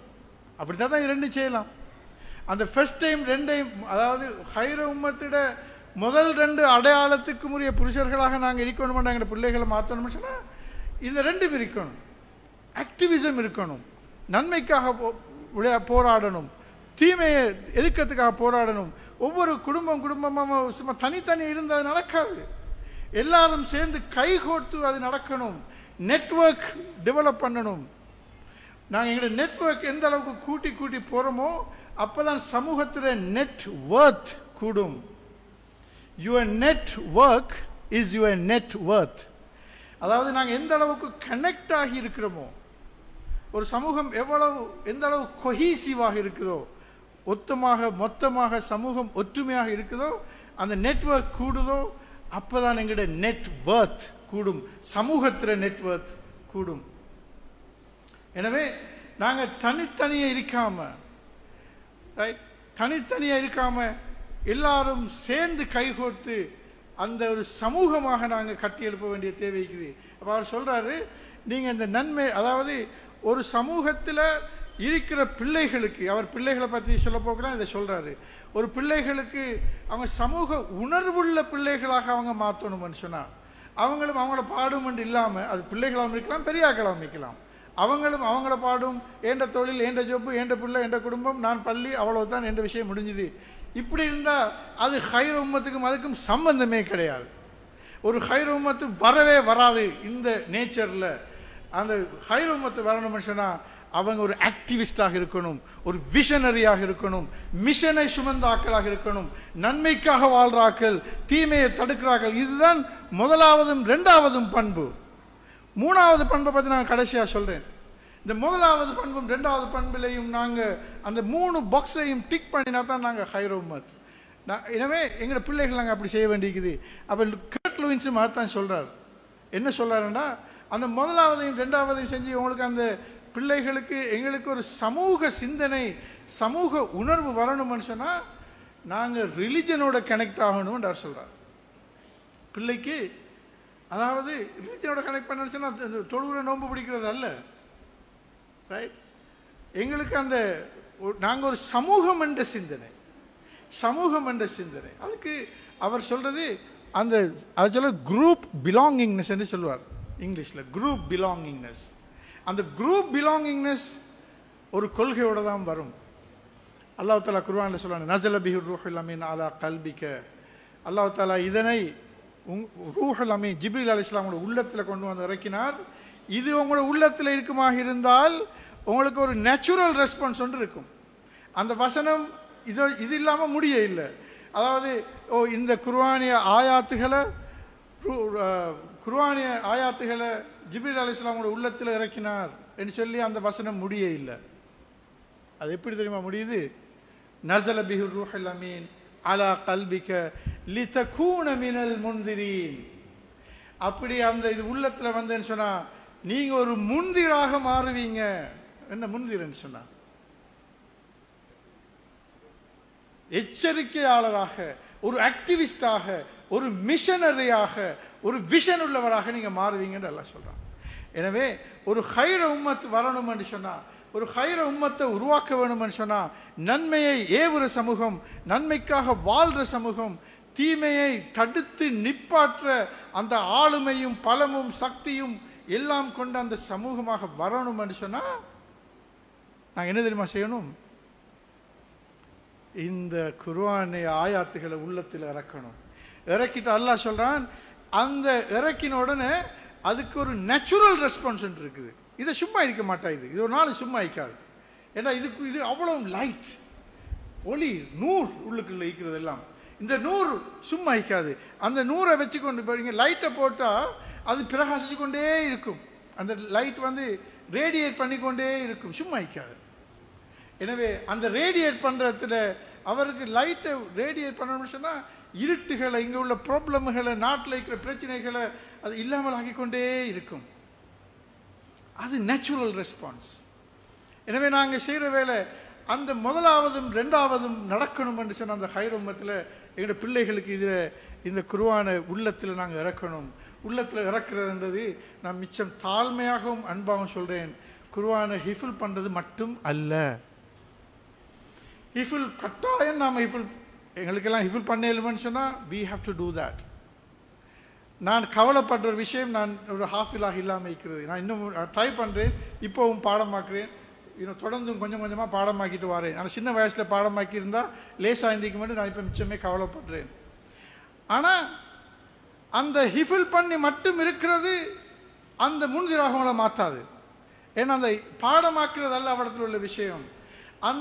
அந்த குர்ஆனை பாடமாக்குற அந்த ஆயாத்துகளுக்குள்ள இருக்கிற குர்ஆனிய சிந்தனை ஒன்று இருக்குது, அதில் ஒரு நாலேஜ் ஒன்று இருக்குது, அதுக்குள்ள ஒரு ஸ்பிரிச்சுவல், அதுக்குள்ள ஒரு ஈமானத்தின பலம் ஒன்று இருக்குது, அந்த ஆயாத்துகளுக்குள்ள ஒரு நூறு இருக்குது, அந்த ஆயாத்துகளுக்குள்ள ஒரு சக்தி இருக்குது, அந்த ஆயாத்துகளுக்குள்ள ஒரு மெசேஜ் இருக்குது, அந்த ஆயாத்துகளுக்குள்ள ஒரு மிராக்கிள் இருக்குது. இது எல்லாத்தையும் சேர்த்து தான் நாங்கள் உள்ளத்தில் இறக்கணுமே இல்லாமல் வெறும் லாங்குவேஜை மட்டுமல்ல, வார்த்தைகளை மட்டுமல்ல. நாங்கள் ஒரு வசனத்தை படிக்கணும்னு சொன்னால் அந்த வசனத்தை நாங்கள் ஆழமாக போய்த்து பார்க்கணும். அப்படி ஆழமாக போய்ட்டு பார்த்தா நாங்கள் அதில் எவ்வளவோ விஷயங்களை நாங்கள் கண்டுகொள்வோம். இப்போ இப்படியான ஒரு சமூகத்தை தான் நாங்கள் உருவாக்க வேணும், அப்படியான ஒரு பிள்ளைகளை தான் நாங்கள் உருவாக்க வேணும். உண்மையிலே நாங்கள் இப்படியான ஒரு சமூகமாக இருந்தோம். ரசூல் ஸல்லல்லாஹு அலைஹி வஸல்லம் காலத்தில் 1400 வருஷத்துக்கு முன்னால் நாங்கள் ஒரு ஹைர் உம்மத்தாக இருந்தோம், குர்ஆனிய சமூகமாக இருந்தோம், தொடர்ந்தும் அப்படி வந்தோம். ஆனால் இடையில் அதாவது அதுக்கு பிறகு கோல்டன் ஏஜில் நாங்கள் இருந்தோம். கோல்டன் ஏஜ்னு கேள்விப்பட்டிருப்பீங்க. இஸ்லாத்தில் கோல்டன் ஏஜ் 9வது நூற்றாண்டு, 9, 10, 14வது 15வது நூற்றாண்டு வரைக்கும் அது இருந்துச்சு, கோல்டன் ஏஜ். அந்த கோல்டன் ஏஜில் என்று சொல்றது அங்கே தான் என்ன நடந்துச்சு கோல்டன் ஏஜில். அதாவது இன்றைக்கு நாங்கள் யூஸ் பண்ணுற, இப்போ இன்றைக்கு ஏஐ பவர்ட் ஏர்ஃபோர்ஸை வச்சுக்கொண்டு அமெரிக்காவும் மேற்கத்திய சக்திகளும் இஸ்ரேலை பாவிச்சு காசாவில் பண்ணுற அநியாயங்களுக்கெல்லாம் அந்த விஞ்ஞானத்தை கண்டுபிடிச்சு கொடுத்தது யார் தெரியுமா? யாரு? நாங்க. அந்தலூசியாவில் அல் கவாரிஸ்மி என்ற அந்த மனிதன் ஜீரோவை கண்டுபிடிச்சார். அந்த ஜீரோவை கண்டுபிடிச்சதால தான் கம்ப்யூட்டர் லாங்குவேஜ் எல்லாம் உருவாயிச்சுது. இந்த கம்ப்யூட்டர் வந்ததுக்கு காரணம் அந்த ஜீரோ. ஏன்னா கம்ப்யூட்டர் லாங்குவேஜ் படிச்சாக்கள் தெரியும், 1 0 இது ரெண்டும் தேவை. அந்த அதிலிருந்து தான் இதெல்லாம் உருவானது. அதிலிருந்து வந்தது தான் இன்றைக்கு இவ்வளவு விருத்தி. இந்த விருத்திக்கு வித்திட்டது ஒரு அல் கவாரிஸ்மி என்ற ஒரு முஸ்லிம். நாங்க ஆனால் இப்போ அவங்க அதை பிடிச்சு கொண்டாங்க. ஏன்னா நாங்கள் அதாவது நாங்கள் இந்த குர்ஆன் இஸ்லாத்தை இப்படியான அந்த பெரிய பார்வை நாங்கள் பார்க்க இல்லை. நாங்கள் சக்தி பெறணும் என்று நாங்கள் அதுக்குரிய ஏற்பாட்டை நாங்கள் செய்ய இல்லைங்கிற பிள்ளைகளை. இந்த உணர்ச்சியை, இந்த உணர்வுகளை நாங்கள் கொடுக்குறோம் இல்லை. ஏன்னா குர்ஆனை நாங்கள் சுருக்கி கொண்டோம், அதில் லாங்குவேஜோட சுருக்கி கொண்டோம், அதை ஒரு ஆடியோவாக பார்க்குறோம், வார்த்தைகளாக மட்டும் பார்க்குறோம். ஆனால் அதுக்குள்ளுக்கு இருக்கிற அந்த மெசேஜுக்குள்ளே நாங்கள் போகவே இல்லை. எனவே நாங்கள் பிள்ளைகளுக்கு அதை படிக்கிற, இதை ஆழமாக கற்கிற அந்த சூழலை நாங்கள் கொடுத்தோம்னு சொன்னால் அவங்க பவர்ஃபுல்லாக மாறுவாங்க. அவங்களுக்கு அந்த சக்தி கிடைக்கும். 15ஆம் நூற்றாண்டு வரைக்கும் முஸ்லிம்கள் தான் எல்லா துறைகளிலையும் முன்னேறி இருந்தாங்க. நாங்கள் அதை பற்றி படிச்சிருக்கிறோம். அதாவது அந்தலூசியாவில் குர்துபாவில் ஒரு பள்ளி இருக்குது, நான் போய் பார்த்துருக்கிறேன். அங்கே இது நான் சொல்கிறது 1000ஆம் ஆண்டு கட்டப்பட்டின பள்ளி, இப்போ 1000 இவ்வளோ காலத்துக்கு முந்தி கட்டின பள்ளி. அந்த பள்ளியோட குவாலிட்டியை என்கிட்ட படம் ஈக்குது. அதில் வேணும், ஆனால் எங்களுக்கு போட்டு காட்டுறதுக்கு சந்தர்ப்பம் இல்லைங்க. ஆச்சரியப்படுவீங்க, ஸ்டாண்டர்டை பற்றி ஆச்சரியப்படுவீங்க. அந்த பள்ளிக்குள்ளே போயிட்டு பார்த்தா, இப்போ இந்த மஸ்ஜித் நபவிக்கு தானே பெரிய ஆச்செல்லாம் போட்டு, பெரிய பெரிய ஆச்செல்லாம் போட்டிருக்கும். அந்த மஸ்ஜித் நபவியோட ஆர்கிடெக்சரை எடுத்தது அங்கேருந்து தான். மஸ்ஜித் நபவி புதுசாக தான் கட்டினது. ஆரம்ப காலத்தில் சவுதி இப்படி ஒரு ரிச்சான நாடாக இருக்கே இல்லை. மஸ்ஜித் நபவியெல்லாம் இப்படி கட்டப்பட இல்லை. பெட்ரோல் வந்த பிறகு நாங்கள் கட்டினாங்க. ஆனால் அதில் ஆர்கிடெக்சர் எடுத்தது அந்தலூசியாவில், அந்த கோல்டன் ஏஜில். அந்த பள்ளிக்குள்ளே நான் ஒரு நாள் போனேன் பார்க்குறதுக்கு. அந்த பள்ளி 30,000 பேர் தொலைலுமான பள்ளி. இன்றைக்கு அந்த அந்தலூசியாவில் 7000 முஸ்லீம்கள் தான் இருக்கிறாங்க. அதுவும் முஸ்லீம்களாக இல்லை, சும்மா 7000 இருக்கிற முஸ்லீம்களில் மொத்தமே 7000 பேர். ஆனால் 1000ஆம் ஆண்டு 30,000 பேர் தொழுகிற பள்ளி நான் யோசிச்சு பாருங்களேன். அதை எனக்கு நம்ப இல்லாமல் இருந்துச்சு. அதை படிக்க போகல, தியரியை படிக்க போகல. நான் லண்டன்லேருந்து 10 நாள் பயணம் போய் அதை படிக்கிறதுக்காக போய் பார்த்தேன். பார்த்த அப்புறம் எனக்கு விளங்கிச்சு அந்த பிரமாண்டமான ஆர்கிடெக்சர். அந்த கதவுகள் எல்லாம் பெரிய மெஜஸ்டிக்கான கதவுகள், பெரிய கதவுகள். அந்த பள்ளியில பியூட்டி, அழகான பள்ளி, அழகான ஆர்கிடெக்சர். அதில் ஒரு ஆர்கிடெக்சரல் டெக்னிக் ஒன்று இருக்குது, டபுள் ஆச்சுன்னு சொல்றது. அதாவது ஆச்சை போட்டு அவங்கள உயரத்தை கூட்டையிலும். அங்கே தான் ஃபர்ஸ்ட் டைம் அதை செஞ்சுக்கிறாங்க. அது சொல்றது, அதாவது மேத்தமெட்டிக்கல் ஆர்கிடெக்சர் இருந்துச்சு. 2 ஆர்ச், அந்த 2 ஆர்ச்சை போட்டோடனே அதில் ஹைட் வந்து மிச்சம் வெரி ஹை. அது பார்க்க போகல வெரி மெஜஸ்டிக் லுக். இது 1000ஆம் ஆண்டு நாம் இருந்த ஸ்டாண்டர்ட். நாங்கள் இப்போ எப்படி இருக்கிறோம்? அந்த பள்ளிக்குள்ளே போயிட்டு நான் போனோடனே தஹியத்துல் மஸ்ஜித் தொழுவோம் என்று யோசிச்சுட்டு தொலைப்போனேன். தொலைப்போக்குள்ள ஒரு செக்யூரிட்டி வந்து கையை பிடிச்சி சொன்னால், this is not a mosque, this is museum, you can't pray here. என்ன தக்பீர் கட்டினா மட்டும்தான் வந்து பிடிச்சி, this is not a mosque, this is a museum, you can't pray here. 10,000ஆம் ஆண்டு 30,000 பேர் தொழக்கூடிய இப்படி மஸ்ஜித் நபவி மாதிரி அது மாதிரி எத்தனையோ மடங்கு அழகான அந்த பள்ளியில் 1000 ஆண்டு அப்படி நாங்கள் இருந்திருக்கிறோம். ஒரு சிங்கம் போல, ஒரு புலி போல இருந்திருக்கிறோம் அந்த காலத்தில். ஆனால் நாங்கள் இன்றைக்கு எலிகளாக மாறிட்டோம். அதுதான் துரதிஷ்டம். ஏன் அந்த புலிகள் இன்றைக்கு எலிகளாக மாறிக்கு தெரியுமா? அந்த புலியை வளர்த்தெடுத்த இந்த தீனி இன்றைக்கு எங்கள்கிட்ட இல்லை, இருக்குது. ஆனால் நாங்கள் இதை விட்டு ஹிஜ்ரத் போயிருக்கிறோம்.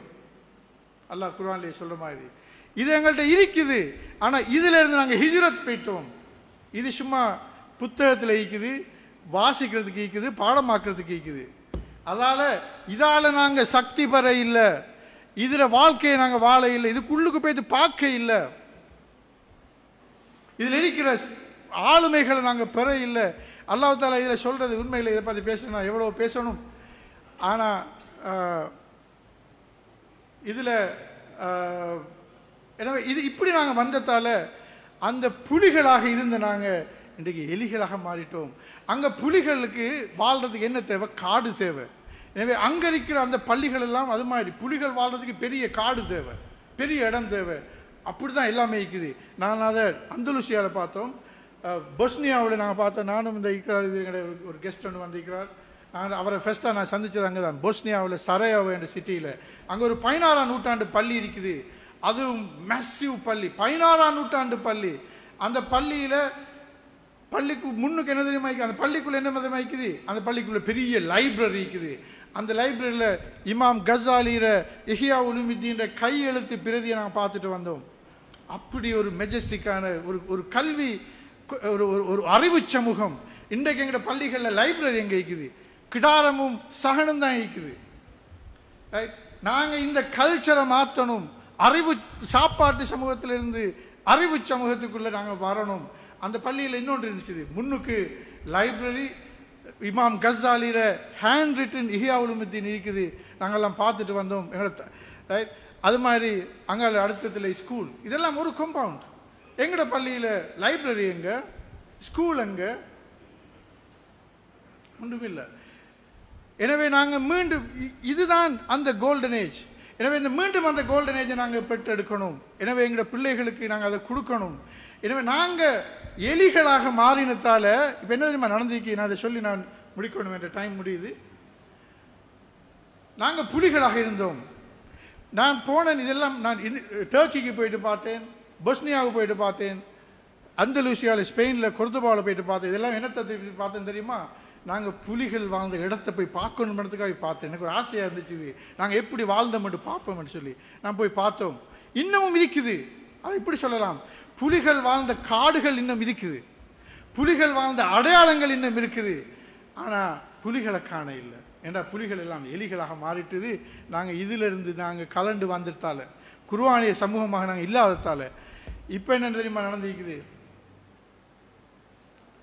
நாம் எலியா மாறினத்தால இந்த பூனைகள் இருக்கு தானே, இந்த பூனைகள் முந்தி இந்த புலி இந்த பூனைகளை எல்லாத்தையும் கண்ட்ரோலில் வச்சு கொண்டு இருந்துச்சு. இந்த பூனைகள் ஜெனசைட் பண்ண போகிற நேரம், இந்த பூனைகள் அநியாயம் பண்ண போகிற நேரம் புலி ஒரு சத்தம் மட்டும் போடும்.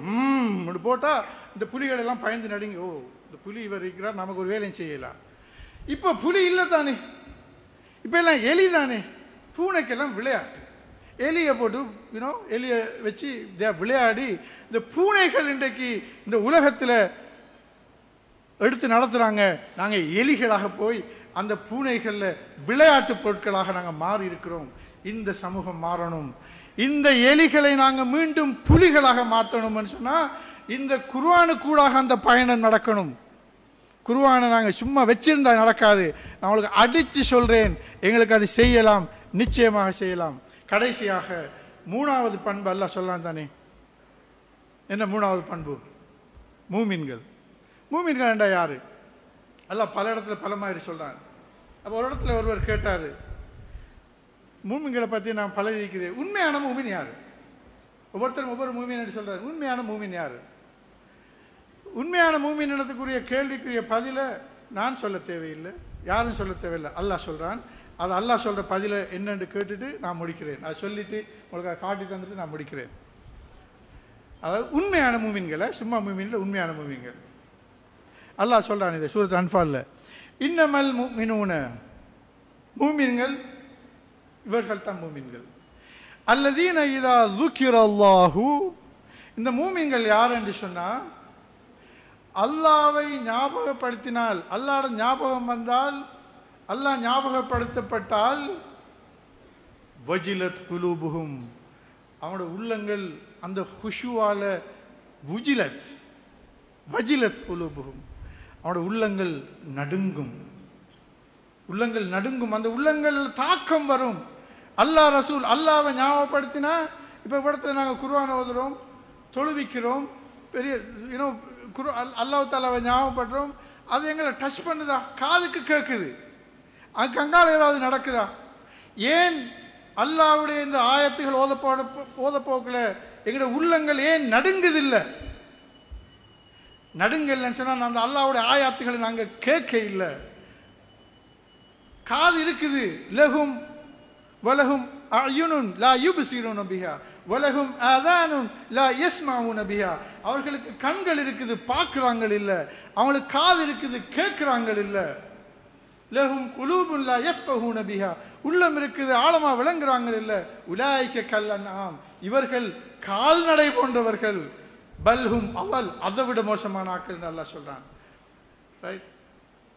எனவே இந்த இப்படி இல்லாம இந்த ஒரு குர்ஆனிய சமூகமாக நாங்கள் மாறி அந்த ஈமான் அந்த சரியான மூமின் உண்மையான மனிதனாக மாறி சொன்னா அந்த இந்த மூணாவது பண்பு எங்களுக்கு வருமெண்டா கைர உம்மத்தில் அந்த முதலாவது பண்பும் ரெண்டாவது பண்பும் ஆட்டோமேட்டிக்காக வரும்.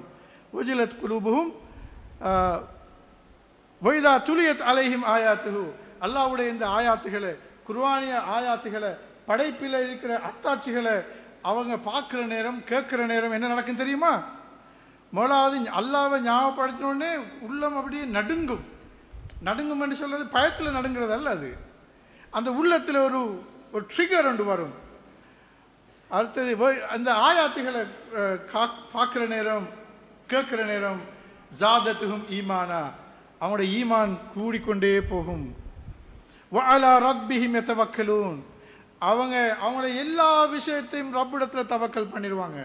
சும்மா தவக்கல்ன்றது சும்மா பண்ணுறதல்ல, அவங்க எடுக்கிற முயற்சிகளை எல்லாம் எடுத்து, மேக்சிமம் முயற்சி எடுத்து, எஃபிஷியண்டான முயற்சிகள் எல்லாம் எடுத்து, இமாம் ஹாஜர் அலி எல்லாம் செஞ்ச மாதிரி நாங்கள் சஃபா மர்வா கடையில் சாயி ஓட்டுறது முயற்சி.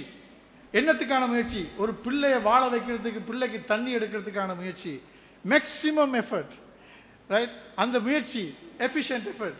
அது பிறகு அல்லதீன யகீமூன ஸலாத், அது பிறகு சொல்றார் அல்லாஹ்வுடைய தவக்கல். அல்லதீன யகீமூன ஸலாத்த மிம்மா ரஸக்னாஹும் யுன்ஃபிகூன், அவர்கள் யகீமூன ஸலாத்தை, திரும்பவும் ஸலாத்தை தொழுகை நிலைநாட்டுபவர்கள். வமிம்மா ரஸக்னாஹும் யுன்ஃபிகூன், நான் கொடுத்தத்திலிருந்து செலவு செய்வார்கள். அடுத்த வசனத்தில் அந்த பதில் வருது, உலாயிக ஹுமுல் முஃமினூன ஹக்கா, இவர்கள் தான் உலாயிக ஹுமுல் முஃமினூன ஹக்கா, உண்மையான மூமின்கள். இப்படியான மூமின்களாக நாங்கள் வருவோம் என்று சொன்னால், இந்த குர்ஆனை நாங்கள் இழந்திருக்கிற இந்த குர்ஆனை மீண்டும் எங்களுக்கு பெற்று, நாங்கள் மிச்சம் ஹிஜ்ரத் போயிருக்கிற குர்ஆனிலிருந்து மீண்டும் வந்து நாங்கள் அதை எடுத்து அதை நாங்களும் எங்களுடைய அடுத்த பரம்பரைக்கும் கொடுத்தோம்னு சொன்னால், இது எங்களை பவர்ஃபுல்லாக்கும். அது கூடாக நாங்கள் ஒரு ஹைர உம்மத்தாக வரையலும்.